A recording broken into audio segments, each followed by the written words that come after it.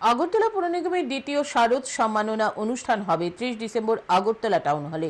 বুধবার সাংবাদিক সম্মেলনে পুরস্কার প্রাপ্ত ক্লাবগুলির নাম প্রকাশ করেন পৌর নিগমের মেয়র দীপক মজুমদার।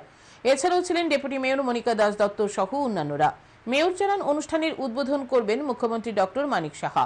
21টি ক্লাবকে পুরস্কার দেওয়া হবে। এর মধ্যে 5টি পুজো উদ্যোক্তাকে সেরা সেরা পুরস্কার দেওয়া হবে। এদের মধ্যে রয়েছে মহিলা পরিচালিত একটি পূজাও।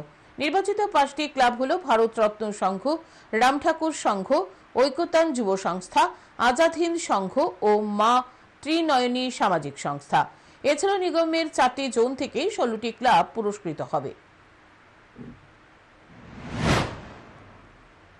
তো মোটামুটি এই ধরনের আমরা 5টা সেরা এবং সেরা করে মোট 21টি ক্লাবকে আমরা পুরস্কৃত করবো সেদিন অনুষ্ঠানে। তাদেরকে আজকে আমরা জানিয়ে দেবো এবং আপনাদের মাধ্যমে সবাইকে জানানোর সুযোগ করার জন্য আজকে এই সাংবাদিক সম্মেলন। আমরা সেদিন একটা আগরতলা শহরের সার্বিক 2 বছর আমরা কি কাজ করি সেটাও একটা স্ক্রিনের মাধ্যমে আমরা তুলে ধরার চেষ্টা করব।